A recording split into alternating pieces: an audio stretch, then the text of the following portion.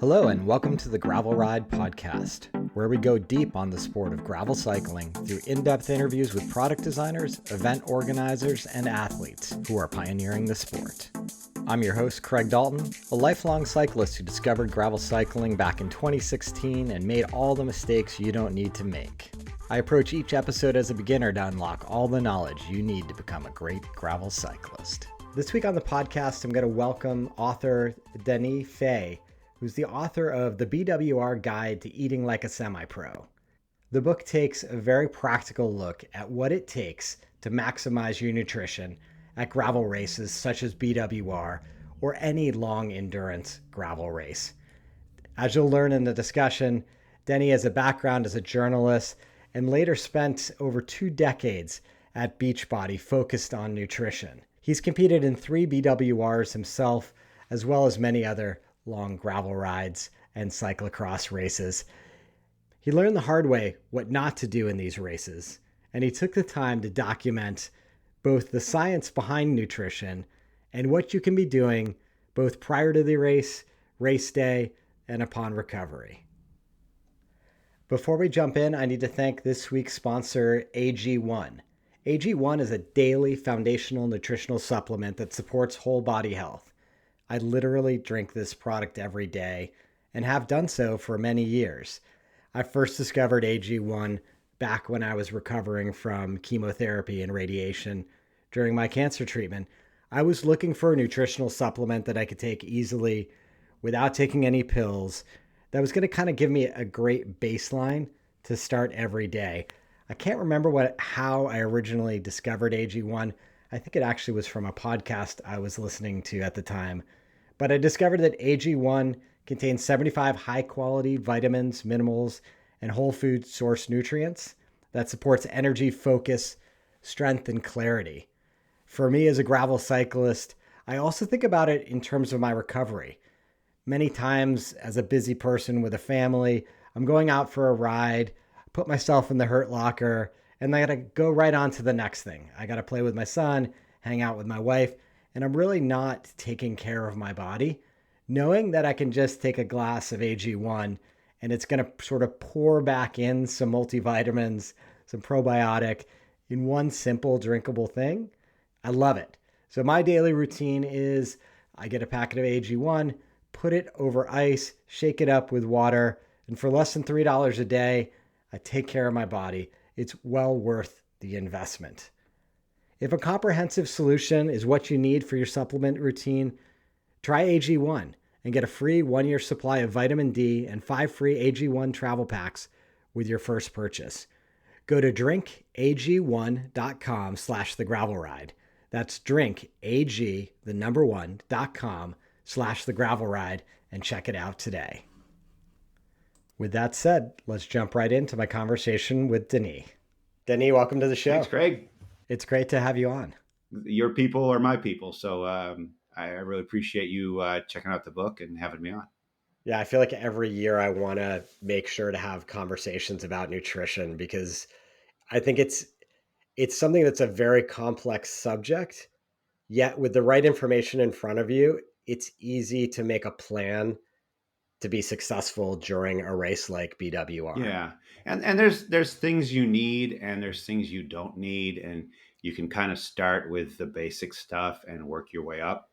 And it's also nice because you learn by doing. Like everyone's gonna bonk. At some point you're gonna have the worst race in the world. And there's no better way than to learn than have something horrible happen, because it's like, grabbing the stove, the hot pan, you don't forget. Yeah. So, yeah. And in particularly in these long races, I feel like there's opportunities to feel like crap and there's opportunities to recover from feeling like crap. yes. It's just about keeping going and making those adjustments to your nutrition to fuel that recovery, to get the power back in your system and your Sante. Yeah, exactly. I mean, especially when you're getting into the hundreds of miles, it's a foregone conclusion that you're going to run out of glycogen and blood sugar if you're going hard, because you expend more than you absorb. You just can't absorb that much. So there's just some things you can do to kind of stave off the inevitable. And I think even in that, even in what you just said, there's an important realization for the listener, in that you're not going to stay completely ahead of the situation. It's about staving off the damage and never getting to a completely depleted moment in your Yeah, day, yeah. But effectively. I mean, it's important to Yeah. accept that moment because I mean, a really important thing, especially in a gravel situation where there's a lot of thinking you got to do. Once you're bonking, like your brain needs sugar too. So, and you feel miserable and you're probably not making the best choices. So keep that in mind if you're going to Yes. bomb a hill when you're bonking, because it may seem like a break, but your brain's still trying to figure out how to navigate that thing. So Yes. I've had many of perplexing bad decisions after bonking in a long endurance event, yes. stuff that just I can't reconcile how I could possibly be so dumb in that moment in It's time. because your brain was out of gas. So, Yeah, yeah. totally, totally. I one just quick anecdote before I definitely want to get into your background. Um, During Ironman, I remember I had a particular time goal that I wanted to achieve, and I got so bonked in the run that I could not do the simple math to get to that point and force myself to continue forward and hit that goal, which was attainable. It's just my foggy math led me to believe I had more time than I actually had to meet my Oh, goal. what Ironman was that? I did that was Ironman Oh, Canada. okay. Oh, So I did Canada and New Zealand. I'm probably like losing listeners as we speak by admitting to being a triathlete, but they were absolutely formative experiences to me from a yeah. nutritional Oh, perspective. okay. You know what? 2 years ago, I did a half Ironman, and so and I'd like to do a full. I messed up my shoulder, but when this thing's fixed, I do plan to. I'd like to do a full too. So maybe they're just okay. Now, whoever was sticking around to listen to me left because we're both triathletes. Yeah, both admitted Yeah. triathletes at times in our lives. Uh, Well, let's do what we always do at the beginning of the show, Denny, and let's just talk about your background and how you found your way to cycling, because I know it happened later in life mhm. for you. And then we'll talk about, because obviously it's germane to the book we're going to be talking about a little bit later, how you found your way into the field of nutrition and how you kind of learned along the way as you did. Awesome. That sounds great. So Yeah, yeah. So yeah, how did you discover the bike originally? A guy named Steve Edwards. I mean, I always rode bikes. I heard the podcast a few weeks back. Was it weeks back? Andrew Vance was on. He was talking about his banana seat bike. I mean, I had one of those, and then I had a BMX bike. It was a Puch, Puch. It was a Yeah. terrible bike, and and then 10 speed, and then in my 20s, I had a Diamondback, an aluminum mountain bike, but never really took it seriously. And then in it was 2012. Yeah, I'm pretty sure it was 2012. Um, I've always had kind of I like to do hard things or stupid things depending on your opinion of me. And my friend Steve Edwards, who was my boss at Beachbody, was like, you you'd probably be really good at bikes. And he was a hardcore cyclist, and so he gave me this Cat 4, this Cannondale. It was one size too big. It was like a 58, but that didn't matter. I rode 20 mile. Well, actually, got on the bike, rode here from Redondo to the bridge to the marina, which was like 10 miles to get there, and along the beach, and it was just magic. Of course, it was the first time I'd ever clipped in, so I rode my 10 miles, got to the bridge, stopped, and fell over sideways. Of You got to course. figure that out. But and it just went from there. I graduated past that bike, and um, the year after that, Steve was like, you'd probably be pretty good at mountain biking. So just showed up at my house one day with a couple of full suspension bikes and took me up in the Santa Monica Mountains, and that was more of a learning curve. That was came home from that pretty beat up, but loved it too. And then along comes gravel and cyclocross. Cyclocross came for me first before gravel, and it's a combination of the two. It's just great. I love them both, and what's beautiful about gravel and about CX, especially when you get into the single speed, but we don't have to talk about that, is you're not, look, I don't mean to disparage mountain biking. I have a Niner. I love it. I use it all the time, but the bike does a bunch of the work, right? I mean, you just, and when you're on a gravel bike and you do something technical, you really have to think. It's a puzzle. And I love that. It's really, it's just really fun. So And so, talking to you offline, you mentioned that you got drawn into the first BWR in 2014, right? So just a few years after you started yes. riding. So it happened on my birthday, and it's just Steve was just my cycling mentor. That's why he keeps coming up. He died of cancer a few years back, unfortunately, but yeah, he was really pivotal to me, and he taught me this thing called the birthday challenge, where every year on your birthday you do a hard thing, and I've done a lot of them. Probably my favorite was when I turned 45. A group of friends and I rode from San Francisco to LA in 2 days, 450 miles. That was pretty cool. But yeah, Amazing. but for in 2014, I didn't have anything planned, and the Belgian Waffle, which I'd always heard about, this legendary ride. Well, I'll go back. Can I talk a little bit about the history of the Belgian Waffle? Is that cool? Okay. Sure. Yeah, if you like. I mean, I think it's interesting, and I think this will go into what you're probably about to describe. Belgian Waffle Ride was this ride that Michael Marks Mhm. started and had this sort of local allure of the spring classic. He designed it around a Belgian classic, and I remember meeting Michael in that time frame, maybe after the first couple of years, and it was just kind of this thing where he was like, "Oh, you should come do this ride," Yep. and it sounded like from an outsider, a Northern Californian's perspective, it just sort of grown by word of mouth that this is, hey, this cool, interesting thing that's happening down in San Diego. And then, as we think about it in recent years, it has become this, behemoth on the calendar. But yeah, I'd love to get your Yeah. perspective from back in those days. Well, I mean, it was the cool kids would always do this ride. I wasn't. My wife was cool enough. My wife Marilyn's she's been riding forever, and she doesn't like it when I talked about her, so I just got in trouble for saying that. But cool kids here in Southern California would do this thing called the French Toast Ride, and MMX Michael Marks was one of them, and then he kind of wanted to kind of elevate it and bring it to the masses and add the Belgiumness to it, and so that's where the Belgian Waffle Ride came from, and it was pretty much just a gang of friends-ishy kind of thing for the first few, and I jumped in on the third one, and it was a big show by then. Um, Yeah. yeah, so my friend Kevin and I did it. I bonked unbelievably badly. And then, funny story, finished, and there's a big feed, and what my name suggests, there's some Frenchness in me, and so there were mussels, which a lot of Americans don't eat, but I love them. And I'm just so excited to sit there and drink this. It was made in a brewery there, but Belgian beer and eat mussels. I was just so excited to do that.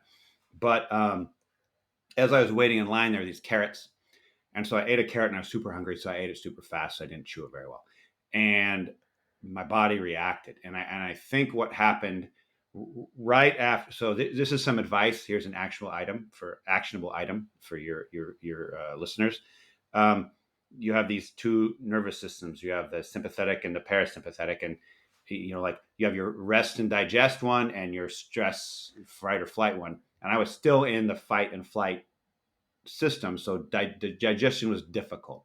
That's why after you do a really really hard thing, it's a good idea to maybe like a protein shake or something that's just easily digestible is a solid idea, because it just kind of eases you back.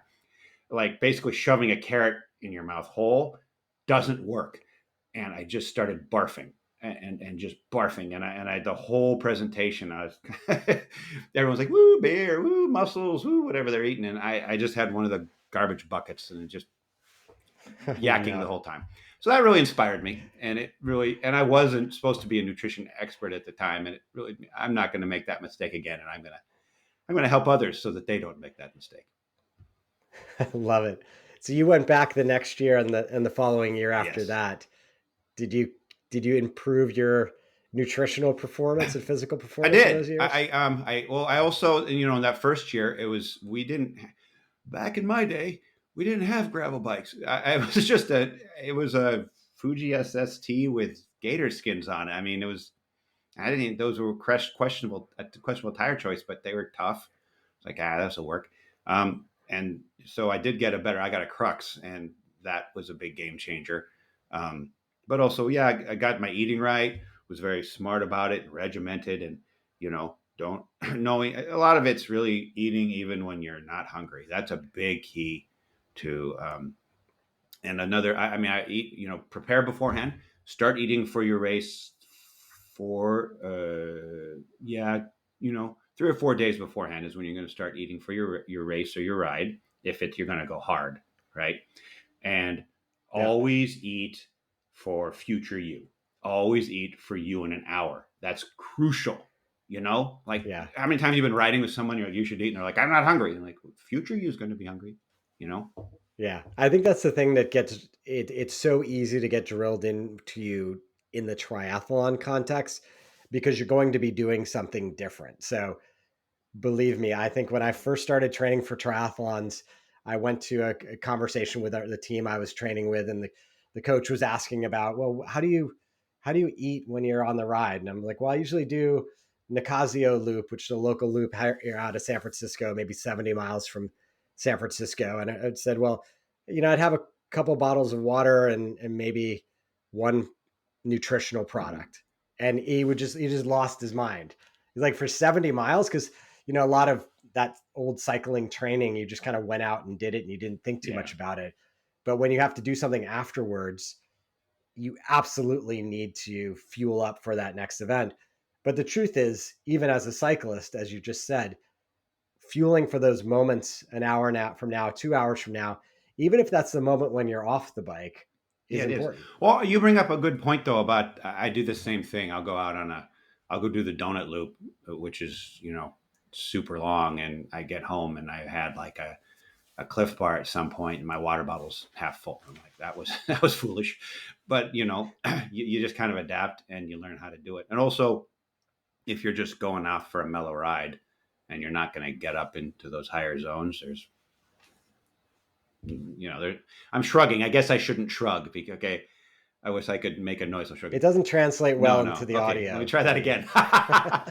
again. So if you're not going to work that hard, you're gonna be fine. You're probably not going to have to eat that much. And so I do sometimes you see these people, mostly guys, out for their 30-40 mile ride where they're just kind of cruising along, but they're just feeding like crazy, and it's like that's not.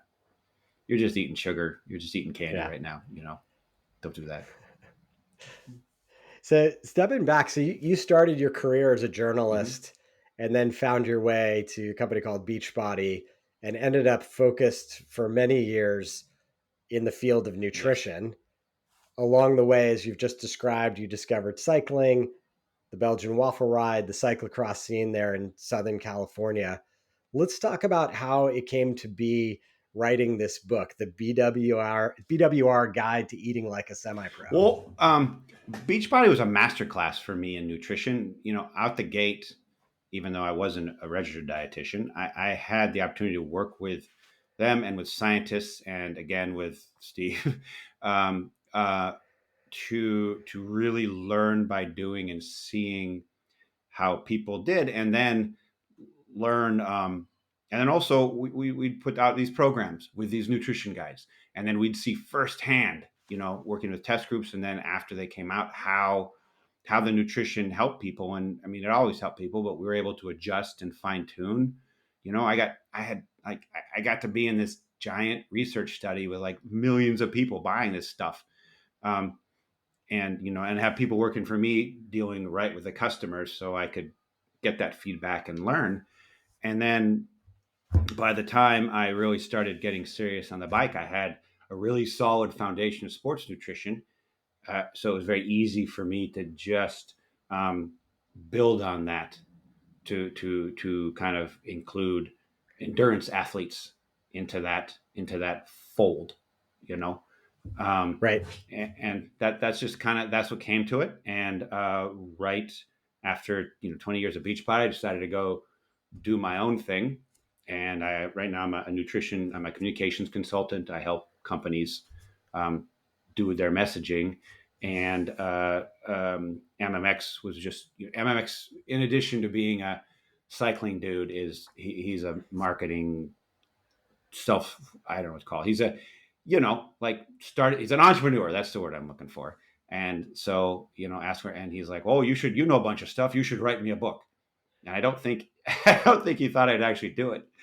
And I was like, oh, you know what? I do know about that stuff. So kind of used my newsletter. It's called New Personal Best Nutrition as a testing ground to write about different concepts and seeing what connected and what people were interested in, Yeah. and then built the book around that. And then really, when you do a race like that 3 times in a row, you learn a lot about it. So I was able to kind of fold my own experiences into what's required. Um, yeah. Yeah, I think that's really useful. And as we may have been speaking about it offline, I think it's great that these bodies of information are out there, because I do think that you can make a plan Mhm. that will forgive you for some of the easy unforced errors. Yes. Yeah. Everyone gets like you buy these books and they're like 500 pages of you got to do this, that, and that. And it's yeah, everybody's different, like everybody's body's different. And so when you're planning what's good for you, the best thing to do is I mean, sweating, for example, we all sweat differently. Not only do we sweat different volumes, but we got different electrolytes that are different amounts. And so you got to kind of listen to what you do. So what I tried to do with this book is give people a baseline. Like you read this pretty short book, and then you have the tools you need to write your own book. To not literally, but you have the tools you need to start experimenting with your body and watching what you do. Because there's no book in the world that's going to teach you how to eat right for any kind of sport better than really paying attention to how you respond to stuff. Yeah, and a lot of trial and Exactly. error. As you know, I like the way the book is set up in that you've got sort of the science-based first section of the book to sort of establish some baseline fundamental principles, but then you get into very specific ideas around pre-race, during race, and post-race. And that's the area I'd like to drill in on a little bit, just because I think it's one of those very practical Mm-hmm. takeaways.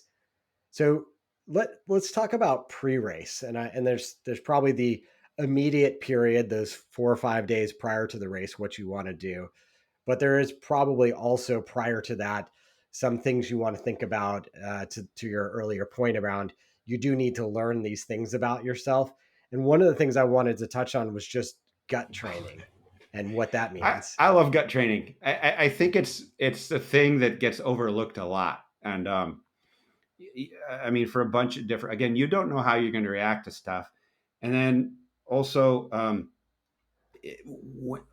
like when you bonk, for example, bonking is when you run out of blood sugar and glycogen. Do you want me to explain that, or can we just leave it at that? Everyone knows. Why don't we leave it at that? um, Yeah. If you don't know, go ride your ass off for 6 hours. Don't eat there you anything, go. and Yeah. you'll And figure when it you hit out. that point, you're just going to have to shovel crap in your mouth that you don't want to eat and drink. You're just going to have to survive. So if you're trained to deal with those uncomfortable situations, it's not going to be quite so miserable. Um, and also, uh, we don't all get to preview our courses. So, I don't know if you've ever done this, but I've done this where I didn't quite know the race, but I knew I needed to eat. And maybe I ate something a bit more substantial than I really should, like a bar or something. Yeah. And then come around the corner and there's just a hill, there's just a wall Yeah. you got to climb, and your guts competing with your legs for your blood. And it's just really bad. So if you've put yourself into those situations, you're better equipped not to suffer so much.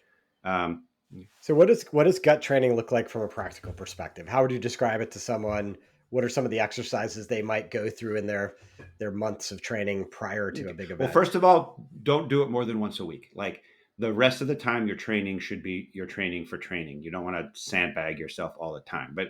But in a lot of ways, it's part of it's like a weekly sandbag or a fortnightly sandbag. Um, where I mean, what I did personally would wake up in the morning and eat like a pretty reasonable bowl of cereal with yogurt, and then go for a hard ride. And it's within an hour of within half an hour of that, you feel it. You feel that gut bomb, and And what are you feeling there? Is your stomach occupying, doing its thing and taking energy away yes. from your So legs? you Is need blood. that You what's need happening? blood to exercise, and you need blood to digest. And the when you are exercising, the blood leaves your body.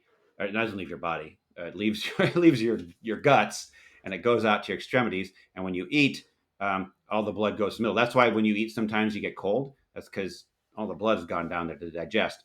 And so yeah, you eat, and the blood's supposed to be down in your gut, and then you start riding, and the blood's going out to your arms and your legs, and that can be that can be problematic. So, but if you've done that a bunch, your body kind of understands what's going on. And I don't know the exact physiology of where the blood goes when you've got trained. Frankly, I Yeah. don't think anyone does. That's not something that. Well, maybe there might be a research. You know what? I'm going to research it and see if there's a specific study. I do know there's a Japanese study where they fed hamburgers to cyclists right before they exercised, and the cyclists got nauseous. And that was the result of the study: is if you eat hamburgers before you ride your bike, you're going to get nauseous. Very, very specific Yes, yes. results there. So that's Yeah. one thing. And I imagine, oh, sorry, go ahead. yeah, I was gonna say, I imagine the other thing, obviously, is just trying a bunch of different foods to understand what works for you, whether it's gels, bars, Yep. etc., and also understanding that appreciating it for an hour or 1 hours is one thing, but appreciating it for a 10-hour day is an entirely other thing. And considering, what is that mix of items that you're going to be stoked to eat because you need to Yes. Yeah. eat. Well, there's a couple of nuances to that. One is it's a good idea if you can to figure out who the race sponsors are and figure out what products you'll be eating. That's like a golden rule of endurance sport is Yeah. never eat something new on race day. Just whether you're a cyclist or a gravel grinder or a runner or a paraglider, I don't know, whatever you are, don't do that. Um, so that's a kind of a good idea. Although frankly, we all blow that when we go do gravel races. We're Yeah. like, And if, you know, I think that's, I often tend to bring all my own mm, gear, all my own nutrition, simply because I don't want to count on it. But it does become unwieldy if you're trying to take 10 hours of stuff out there on the bike, yeah. and it's worthwhile testing out those other products to make sure they work On for the you. my third Belgian waffle ride, I brought a burrito. I thought I was super clever. Put it in my jersey pocket, and I bit the dust in a sand trap. Landed on my back, and it was kind of a really terrible quesadilla. Still tasted good, but it was nuts. Don't do that. So now they Yeah. have burrito bags now, so I think you'd be safe that way. But the other thing to that, yeah, it's a scientific phenomenon called flavor fatigue. It's a real thing, and it's remember I was talking about that sympathetic parasympathetic nervous system thing.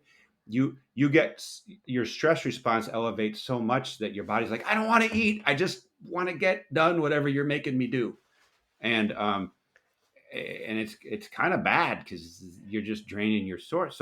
So when you get in that state, and then again the gut training can do that, you need to keep eating. You need to, if you're not going to eat and you're going to bonk, training's a good time to do that. It's not safe, it's not healthy, but better to screw up on a training ride than to screw up on the race that you've been training a year or two for. Yeah.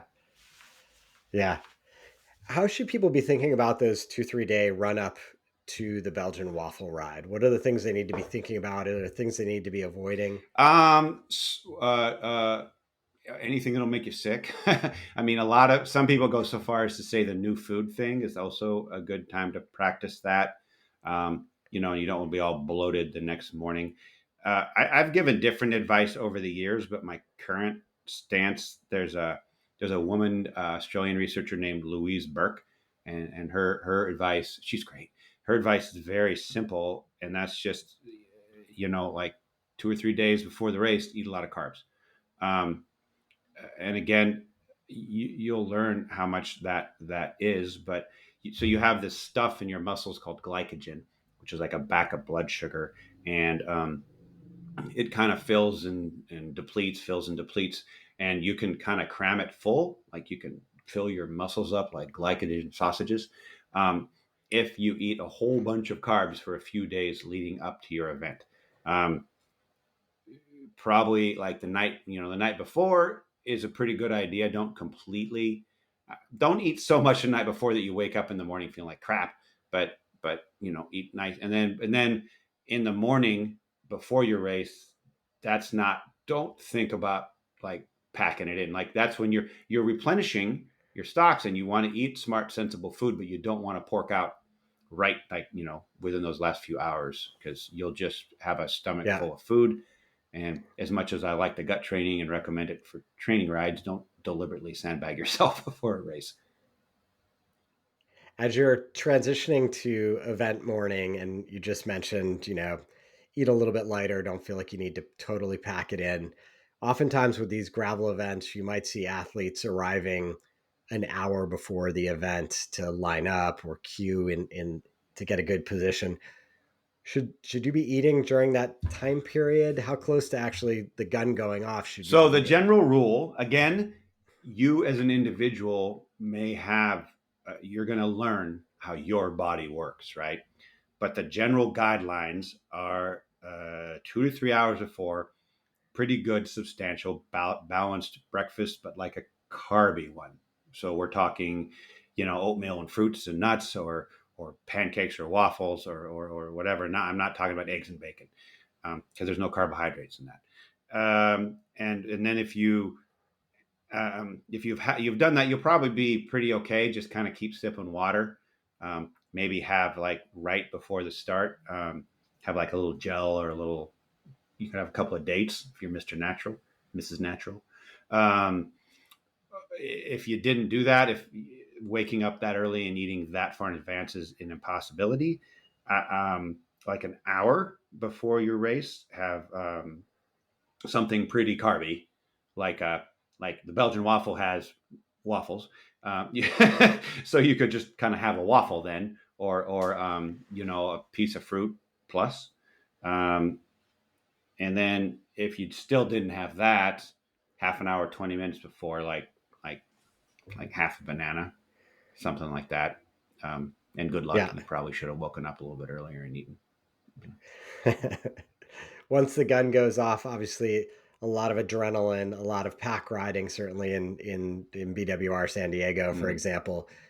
When do you need to be hitting some food top offs, and at what intervals should riders be thinking about? Um, Broken record, but you know, it depends on you. But generally speaking, the guideline is about 45 minutes. You should start feeding, because Yeah. you may not be hungry and you may be satisfied, but during any hard event, you're always eating and drinking for future you. You're not dehydrated. You will be in the future if you don't drink. You're not bonking. You will be in the future if you don't eat. So I personally shoot for about 45-minute intervals. Like a lot of people write stuff on their top tube, or they set timers in their device to remind them when to feed. Um, Yeah. you know, you said you bring your own food. I'm kind of cheap, and I'm like, I paid this money, I'm going to eat the food that's provided to me. But I always leave stuff in my pocket. I may actually take a few things from the aid table and put it in my pocket. I would never advise that to people, but you know, whatever. Uh, I'm the guy who ends up finishing with stuff still in his pockets because I'm so nervous about not having food available to me when I you bring a need it ton. that I do tend to surf the aisles of the aid Uh, station and grab that was stuff. smart to do. One year, I forget which race I was doing, but they had some big brand had these squeezers. Like and it was like this marinara sauce. It was like a pizza squeezer, and they had tons of them. Do you remember those? It was a big No, but brand. that does not sound Oh, appealing to I me. thought it was delicious, and I'm like the only one. There were 300 people at this race. No one could stand them. They like gave me a box afterwards because I was talking about how good I thought they were. I guess I shouldn't throw the whoever came up. They went. They disappeared next year. I never saw them again, but I Yeah, enjoyed them. yeah. So So we've kind of set the expectation of the goal that we're trying to eat every 45 minutes. I love that tip of writing some times down on your top tube, or my personal favorite was definitely that countdown timer on my watch, just to remind me, hey, dummy, just start eating. Don't mm-hmm. think about it. One less thing to think about along the way, which I think is a Yep. great tip. If you do get behind the eight ball, do you double up your feed the next hour, or does that just not It work at might. that I point? mean, so it's generally believed that humans, it's carbs for starters. It's sugar is your friend. You know, all the anti added sugar stuff. I don't disagree with it. But when you're in a race situation, when you're pushing your body that hard, first of all, sugar doesn't do that bad insulin thing. It just goes right to fuel. And two, you need so much of it so fast that sugar is a very, very good thing. Um, and generally, they say like you can absorb about 60 to 90 grams. Now they're saying you can train your gut to absorb like 120 grams. We didn't get too heavy into that, but it, yeah, I would probably like if I forgot to feed and went, oh crap, I'd eat as quickly as possible, and probably eat as much as I could without being sick. I mean, you don't want to eat yourself Yeah, gross, yeah, but you know, really kind of try to get back to where you were and do that. And if you bonk, right, you're doomed. I mean, if you're, I'm sorry, but you will perpetually be burning. You know, you're gonna just be your body's gonna you're not gonna go as hard because your body won't let you go hard because it's using energy and metabolism that focuses on burning body fat. Uh, and you just feed as much as you can, understanding that you know bonk you have your gel and you're like, oh, I'm fine now. You're not fine. You're fine for 120 calories, and that's going to pass pretty quick. So just keep feeding and yeah, stick to sugar, as gross as it is. yeah. One of the things you alluded to, which I do think is important for athletes to consider, is the type of course that they're on, and the better they can understand the course profile or the moments of challenge that might be in front of them, the better probably they're going to be at making their Oh nutrition yeah, plan, right? Because it's no good hitting the single track sections in BWR and planning to eat during no, those sections. You're just not going to be no, able and to. also you don't want to feed and then have to do a giant climb. Like you know you want to Yeah, always be smart, and a lot of those guys mess with you. I mean that's the joy of gravel. I love this the I keep saying sandbag, but the sandbaggy nature. There's a really great there's another race um, called the Rock Cobbler in Bakersfield. Sam Ames, he sure. really messes with people. It's super funny, Yeah, but you know, just because you're at the aid station doesn't mean that's when you need to feed. That just means when you're putting stuff in your pocket for later. Like really look at the course map and see where yeah. things are and think it through if you're worried about that. If you're on a sustained climb, do you recommend, if it's a feeding time for you, do you recommend eating while you're climbing? If you're sort of sitting in the middle of an hour long climb and you're certainly not going to get to the other end of it prior to you needing That's food. a good question. I just typically go in the pain cave, which is probably not the best way to do it. If you think you can get away with, I mean, if you think you can get away with it, uh, sure, keep it light, keep it sugary. You know, don't try to eat like a ham sandwich or anything. Like stick to gels and goos and things if you think you can Yeah, handle it. I mean, yeah. I used to be a good climber before I married a French woman, and that the cheese and wine took its toll. But my power went up, though. That's the good news. When I gained a little weight, but I'm not really a climber anymore, but I do love climbing, and I go deep. Like there's no eating when I'm doing those climbs. It's about Got it. getting up that thing as fast as I can. So Got I it. would probably think ahead. That'd probably be your best bet. And then immediately Yeah. at the top, you know, because you don't see the guys in the tour eating going. Do you? I don't know. You don't really see them eating going uphill. I don't think that's a thing. Yeah. I Yeah. don't know. Well, I don't know. it's about to happen. So We'll when look. we We'll get, check it out. yeah, I know. Yeah. We just got to look. You're going to be there in France this year, so you got a I'm bird's so eye view excited. to see if they're feeding. So when we get across the finish line, I mean, I think the tendency is to, at least for me, is to grab the nearest beer, grab the nearest kind of crappy comfort food to shove in my mouth. What really should we be considering? What's the balance there? Obviously, we want to celebrate our achievement, but any considerations we should be Nah, having? you just did something epic, man. I mean, as long as it doesn't result in you barfing in a trash bucket, enjoy. You trained for Yeah. months. You did the work. You just did this hard thing.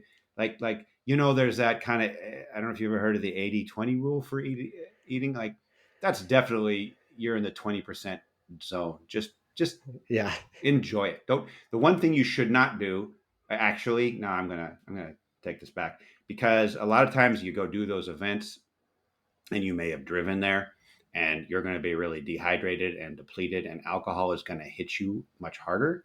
So if you have to drive, be mindful that you're probably not going to be able to hold your liquor very well. So I'd say Yeah. that do the one thing. Yeah. I'm definitely one that gets leg cramps after these big events, and certainly the alcohol precipitates the arrival of Oh those yeah. cramps. Well, then if No, if no you have your doubt own about it. kind of special requirements, you should certainly follow those. But I mean, party as much Yeah. as is not is sensible. You don't want to wake up with cramps or in jail. We'll just say that. All right. Somewhere in between those is your post BWR Exactly. strategy. No cramps, Yeah, no the beer is jail. really good. But the Belgian waffle beer it's always really good. So Yeah. I love it. Well, I appreciate you putting this content out there for the world. I'll put it in the show notes, links to both the book you've written about BWR nutrition, as well as your personal thanks, man. newsletter, so people know how to get Yeah, in touch with you.